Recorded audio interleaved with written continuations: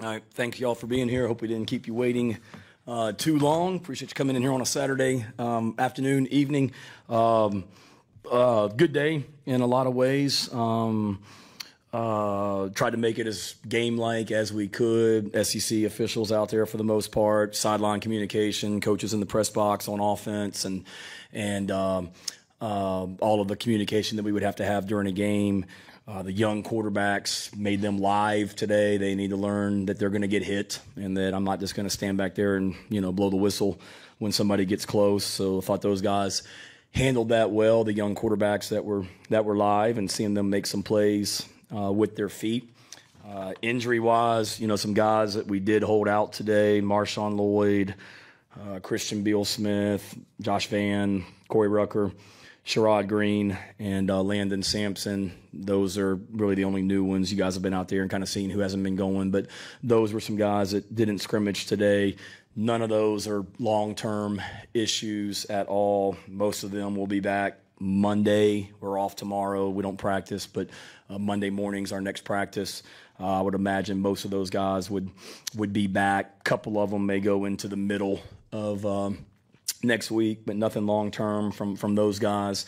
It was a physical day out there for sure. We had some guys that got banged up out there that just got to check on their status with Clint in the training room later on, but hopefully nothing long term with anyone. I don't think it will be. A lot of good, a lot of bad. Typical scrimmage number one. Plenty of things to correct and build on for sure. We defensively thought we played pretty good. Overall, stopping drives in the red zone. We got to do a better job offensively of finishing drives in the red zone. Pretty clean day overall from a penalty standpoint, but just talked to them on the field about that. We had some critical penalties that sustained drives, that defensively a penalty that sustained the drive, and a few of them, they kept the offense on the field. We got to get that cleaned up. But it was a good start, for scrimmage number one. These guys, they love to compete. They love to practice. They love to work. I said that about this group some last year, and this group's no different. They would stay out there all night and just play if we let them. They love to compete and love to play, and got a lot of work to do, but a good start for scrimmage number one. So have at it. David? Shane, with your punting situation right now, who was out there taking reps today, and is there a number one at this point? No, William Joyce and Alex Herrera are primarily splitting reps there. Kai is progressing nicely. Saw him today, and he's feeling well and coming along probably a little bit faster than what we anticipated. But those guys have done a good job. I wouldn't say there's necessarily a one right now. When we did punt today, I was really watching the protection more than I was the punters, but did notice, we had both those guys hit some great kicks, and they've done a good job. Certainly when you lose your starting punter a week before you start preseason practice, that's concerning. But those guys have really done a great job of stepping up and showing what they can do in Kai's absence right now. Shane, I know you just mentioned a couple of key receivers that were held out today, but I was just curious in the first game-like setting for the receiver corps, how you've seen them sort of continue their progression with Spencer Rattler and how the air attack has looked so far. Yeah, they're doing a nice job. Xavier Leggett continues to impress. He was really impressive in the spring and continues to do a great job right now. Marion Brown, another guy returning, and there's a lot of talk about some of these new guys that we've brought in, and rightfully so. But I'm excited about the returning guys and the way that they've worked and elevated their game this year as well. To carry on Joyner. A lot of those guys. And, I thought it was good. We had some explosive passes towards the end in a 2-minute drill and things like that, and got a lot of work to do. And every year in preseason, the defense is going to be ahead of the offense typically anywhere that I've been, and it's starting to slow down for the offense, and these guys understanding the details of plays and continuing to get better and clean things up. But I've been pleased with them so far. It seems like to this point, usually a lot of the practices and discussions are more individually focused, getting guys individually up to speed, whereas scrimmages can kind of offer an opportunity for the team to really focus as a team unit, a measuring stick for them as a group. Just what do you like out of the whole team as a whole and how they're getting together so far out there? Yeah, I love the way they're working together and competing. Like I said, I mean, there were days in practice this week. We were out there for 2.5 hours and in the heat in the afternoon, and I blow it up, and they're mad that we're stopping practice. They want to keep going, and love that about them. They're listening. They're taking coaching. They're working really, really hard. The effort, is not an issue at all. We play really, really hard. And, play really, really physical for the most part, day in, day out. And that's what we pride ourselves on here, and seen that from this group. And now we just got to continue to get the execution where it needs to be in all three phases. Shane, kind of sticking with that a little bit, but this kind of marks the 1 week of preseason camp. Just what have you liked from an on-field perspective of your team, and what do you want to see improve as you kind of go into week 2? Love the demeanor, like I was talking about, the way these guys work and strive to get better and take coaching. I think, as we go into this next week, and this week will be big, classes start Thursday, I believe. So, classes start Thursday, but it's still in our minds the last week of preseason camp, and we've got another scrimmage coming up next Saturday, a week from today. So this is a big week coming up. We got tomorrow off from practice, but then we'll practice Monday, Tuesday, Wednesday, Thursday, Friday, right into a scrimmage on Saturday. So it's a lot of work that has to get done. We've got to get a lot of details, cleaned up for sure, and continue to try and figure out. For me, Colin, it's a lot of the same concerns that we had that last time I guess we talked, was just developing depth and trying to figure out, who's going to play. But, I've been excited about these freshman defensive backs that we have. I mean, we got some football players in that group, and some local guys. DQ Smith from Spring Valley. I mean, he is a football player. Coach Bacon at Spring Valley did an awesome job with him. Nick Emenwari from Irmo. Aaron Brand did an awesome job with him. I mean, those two guys are football players. Special teams, defense, at this point, they're going to help us this year, the way that they're working. Kawan Banks, freshman defensive back, doing a great job. So excited about these young guys on defense. Stone Blanton at linebacker. I mean, there's a lot of young defensive players that have really stood out to me and have shown they are physical players that like to hit. And now for us, those guys on defense, those guys on offense, trying to figure out what their roles may or may not be on defense. How can they help us on special teams? And then this will be a big week. Yes, we're 1 week down, but we got 3 weeks till we play. So those guys have gotten off to a great start. Now let's see if they can continue to progress here as we go into week 2 and classes starting and a lot more on their plate. The handful of times we've seen first team, second team, defense, offense, whatever, when we're at practice, I haven't seen Birch with the first group. Was he able to do anything team-related today? No, he's one that when we're nothing long-term, just we're limiting his reps a little bit right now. Nothing major from his standpoint. He did not scrimmage today. If we had a game, he probably would have played, today. It's nothing long-term. The parts of practice that you guys have seen, when we sit down with Clint Haggard, our trainer, before practice, and we're kind of mapping out certain guys, not just Jordan, that may be battling some injury things. It's, okay, what periods do we need him full speed? What periods do we want him in team? And what periods do we need him in special teams? And he's going in practice. He's just not going all however many periods we have each day on the field, but he'll be fine for game 1 and is fine right now. Shane, can you share anything specific on Marshawn and Christian? If not, I guess just what did you kind of like about that running back group, at least in terms of the guys who did play today? Yeah, with them, they just tweak something, I think, in their foot or ankle or something like that. It's nothing major at all. They'll be fine. Both of them, I think, happened on Thursday, I believe, towards the end of practice. Just tweaked something, just getting it checked out, letting them recover, and then it gave us an opportunity today to see some of these young backs like Juju McDowell, and like Rashad Amos and DJ Twitty and Lavoisier Carroll and Dante Miller and these young running backs. So it was good to get them some work in there today. And with Marshawn and Christian, I just love the mentality they practice with, the maturity they bring. You know, Christian's a college graduate already from Wake Forest, has done a great job coming in here and bringing just some experience and maturity to that group. Marshawn's the older guy. He's year 3 here, but very, like I've talked about, very driven and focused on what's on football.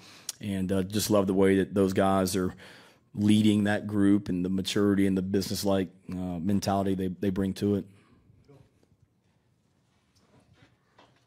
So after a week, how many open spots would you say there are competitive-wise in your top 22 offense, defense? 22. Well, 11 on offense, 11 on defense. 22. Oh. I mean, we talk competition all the time, so we're not going to say anybody's ever got anything where they can relax. Now, I understand the question, Phil. It's going to take a lot for somebody to come in here and beat out Javon Gwynn to be our starting offensive guard. So I feel safe saying that, yeah, Javon Gwynn's probably going to be the starter game 1 there. But, you know, I don't want to be a hypocrite and talk competition and then say that guys got stuff locked up. But there's certainly a lot of decisions that are still, you know, being made. We talked about it as a staff this morning, Phil, just the getting young guys work and coming out of today and having a better idea about where guys stand going into this upcoming week. For sure. And, you know, with Cam and Darius Rush and Marcellus Dial and Devontae Reed and R.J. Roderick, those 5 have done a really good job as our 5 starting defensive backs right now. Now, who's going to be the backups behind those guys? We got to figure that out, you know, and certainly that's a competition that's up. And then Sherrod Green and Brad Johnson and Mo Cabo, the way that those 3 guys are battling for our 2 backer spots, and you know, Tyshawn Wanamaker and Dylan Wanham, the way that they're competing to see who's going to be the starting offensive tackle and all that. And let me say this too. I mean, Spencer's done a great job as our quarterback, but I'm so impressed with Luke Doty right now. I mean, that kid is really taken another step as a quarterback. He's made some big time throws. He's been accurate in all of our practices. He made some big time throws today. The leadership that he brings. Proud of Luke. You know, I think it was this day last year, probably scrimmage number 1, where he had gotten hurt the day before, and I gave the whole doom and gloom and all that stuff talk about him, and then to come back off that, get hurt again against Vanderbilt later in the year. Then we bring in Spencer Rattler. Would have been easy for a lot of guys to pack their stuff up and go somewhere else, and not him. He stayed here. He's made Spencer better. He's made himself better, and it's showing right now. So excited about all of our quarterbacks, but really proud of Luke and what he's doing. Well, I was going to ask about this apparent quarterback battle you got going on, but what did you see from Spencer today? I thought Spencer was good. He made some really good throws. You know, I think sometimes he's got to get rid of the ball quicker. There was, you know, he knew he wasn't going to get hit, but I told him out there. I mean, there were some times that he would have gotten hit pretty good, you know, out there today. So he's got to continue to get rid of the ball better. But understanding the offense, leading the offense, understanding what we're trying to get done, communicating that to the other 10 guys. Did a great job the very first drive. I mean, he took the offense right down the field. Everything we do is first group, 1s versus 1s, so we don't do anything against, you know, first offense versus second defense or any of that. So when we're out there, it's our starting offense, first group against the first defense always. And he came out and took that first offense right down the field, and then ended the drive with a stop where we had to kick a field goal. And then the second drive, I think they came out there and it was a field goal. So we've got to do better at sustaining drives. But I thought he did a nice job, Hale, of at least managing the offense and taking them, you know, down the field without our top 2 running backs and Josh Van not playing. So we certainly had some guys out. But like where Spencer is right now, and the thing with Spencer is we get closer and closer to, you know, game week, is narrowing down what we're doing each week and getting dialed in from that standpoint. Are you usually in here, Joe Lyle? Oh, yeah. I love it. Look at that, Joe Lyle. 26 years of service as our video coordinator here at the University of South Carolina. So 25 was last year, and presented him with a jersey the other day in front of the team in honor of 25 years as the video guy. But that's what it's all about. 25 years as a video guy, and he's in here doing this, stepping up for because somebody's out. So love it. Coach, we didn't get to ask you about it yesterday, but what did it mean to you to be able to have Phil Petty's family there for practice, to show them they're a part of the family of this team, and also to kind of show the players how much that name means to this program? Yeah, it was awesome. Knew Phil, obviously, even before I came back, when I was here as an assistant, and then, since I've come back and whatnot, did not know the family. But what a tragic loss for the Gamecock football community. The day of the funeral, myself and Coach Tanner and Clyde Wren flew over to Myrtle Beach for the funeral and got to spend some time with the family, Morgan, his wife, and McCoy, his son, and Sage, his daughter, and at their house before the funeral. And it's tough. I mean, being a dad myself, and seeing those two kids, they're fantastic kids, and losing their dad like that, just to be able to bring them some joy yesterday when they came out to practice, and see McCoy out there running around on the field, and Sage spent some time with Jessica Jackson from a recruiting standpoint, and McCoy told me when he was leaving, he said, "This is probably the greatest day of my life." And I told our players last night, they were unbelievable. I mean, we got some great kids in this program, and the amount of time they spent with McCoy yesterday. I mean, I know you guys were at practice and saw some of the footage with the receivers. I mean, he told me Josh Vann was his favorite player. He was yelling at me because Josh didn't catch any balls in the Duke's Mayo Bowl, and I didn't call plays, blame Satterfield. And then he's mad because Darius. He remembers everything. He remembered Darius Rush had a huge sack on the quarterback against Florida. But you guys saw all that. But what you didn't see is after practice, I think the receivers probably stayed out there on the practice field with him for 30 minutes, just throwing passes after practice yesterday. And what you guys didn't see was the family came up there and ate dinner with us last night, and the players. I mean, Juju McDowell gave him his number so they could trade. Like McCoy doesn't have a cell phone, but gave him an email address so he and Juju could keep in touch. And then the players last night asking me when they're coming back again. So that was pretty cool. And like I said, I'm sorry to get choked up, but as a dad, that one hits close to home, and feel for them. And like I said before, I want all of the Gamecock community to keep that family in their prayers. And it was awesome having them there. So I know that was a long answer to one question, but it was awesome having them here. Can't wait to get them back. And Ryan Brewer did a great job speaking to our team as well yesterday about Phil and what he meant. Not to kind of bring it back to football stuff, but you mentioned the red zone a little bit. Is there anything you kind of chalk that up to, or is it just the defense being ahead of the offense at this stage, like you said? No, I think it's, we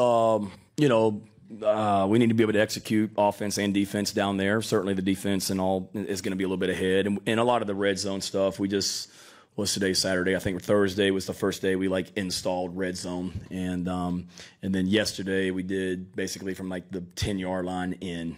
First day, Thursday was 25 to about the 10. Yesterday was from about the 10-yard line in. So we really haven't been, I don't want to say practicing it, but the stuff we run, we don't have a ton of work on it. And that's no excuse. We got to be able to execute. The defense did today. I think down there, as always, it always gets down to just making plays. And the field shrinks. And we talk to our players about it all the time. The field shrinks. You got to make competitive catches down there. There's not a lot of room to go, and we've got to continue to be better down there, offensively and defensively.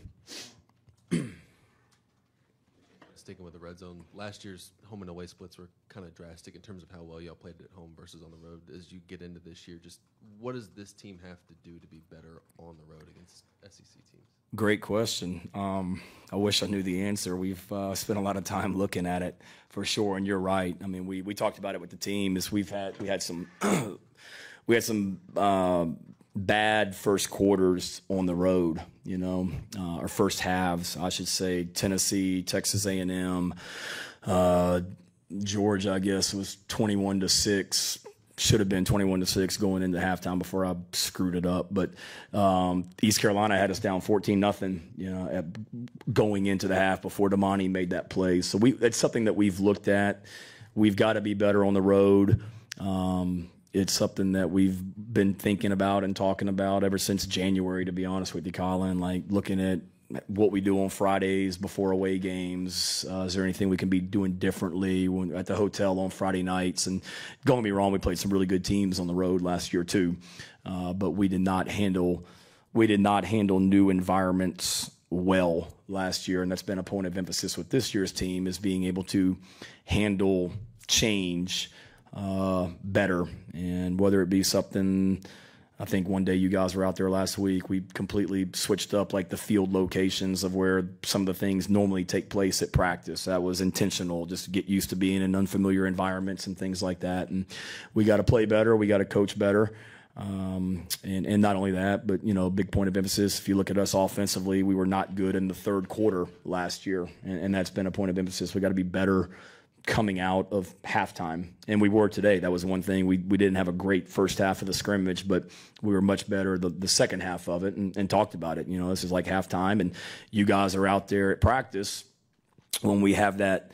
Y'all have seen Byron Gerardo on the microphone and all that, but when we take a break because of the heat and they go in those cool trailers and all that, you know, we're purposely playing music and Byron's on the microphone before we come out of those coolers, just to try and simulate, hey, we're in here at halftime, we're cooling off, we're drinking water, we're getting hydrated, we're getting snacks, but we got to go right back out on the field and play. So just trying to simulate as much of that as we can, because we do have to be better.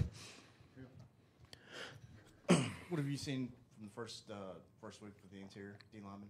Those guys? Yeah, they're really, really good. We missed Jabari Ellis. Jabari was out at practice today. It was great to see Jabari. Great to see Spencer Easton-Riddle out there today. But that is, to me, it all starts up front on both sides of the ball in this league. To have Zach Pickens come back, and then the way that those other guys, MJ Webb to be back for another year, Tonka Hemingway, Boogie Huntley, those guys have elevated their games. Nick Barrett, TJ Sanders is another young guy that has really, really improved. That's going to be a problem, I think, for, you know, offenses this year.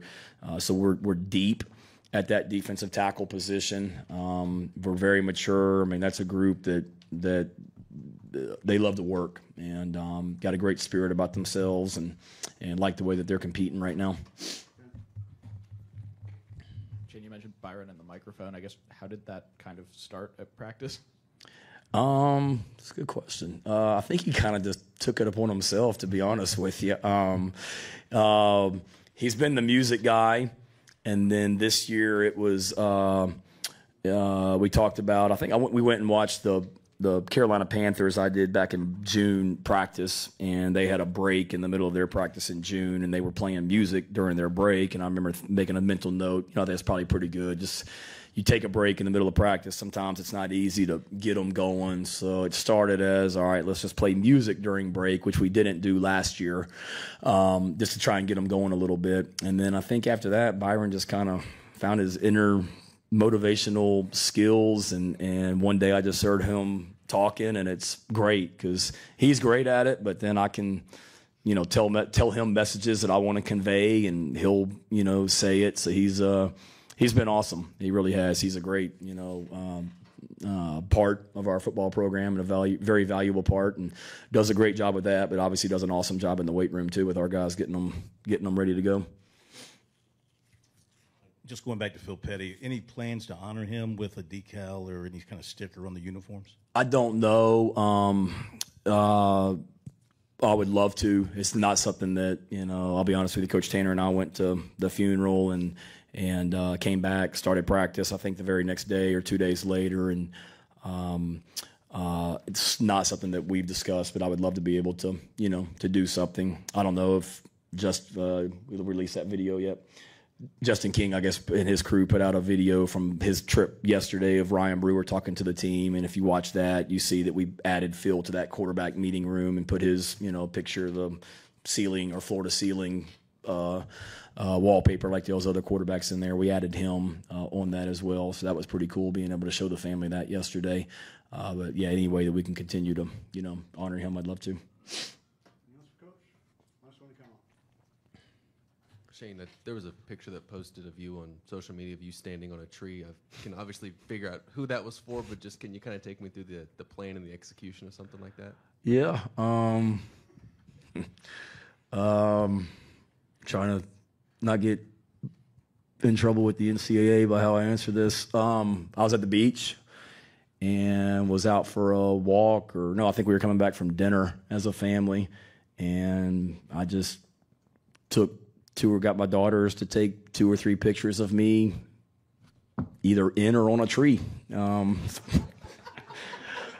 wish I had a better story. We came back from dinner and I was thinking of recruiting like I do pretty much all the time. And there was a tree that was knocked down from a hurricane a few years ago. So I walked out on it and I had done that before. My daughters will tell you I did that before, and we didn't take a picture just to walk out there. It was pretty cool being on top, being on a tree and then looking down into the marsh. And then there were a couple trees in the yard that I climbed in and took a picture. So it kind of took me back to my youth, climbing trees and things like that.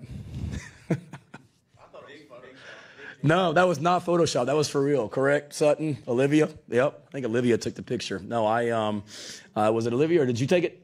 Sorry. All right. Sutton took the picture. It was not Photoshopped, correct? Correct? Okay, that was real as can be. It's scary out there too, right? That you don't fall off. No, come on, Hale. It was such a good picture that it looked like No, it was. It was. No, it was. It's pretty cool as well. It was fun to do that night as well, and anything for fun. Yeah, but I'm an athlete, Phil. There was no chance of me falling off that tree into the marsh as well. You sound like my wife. Yeah. Thank you, guys. Appreciate y'all coming out on a Saturday.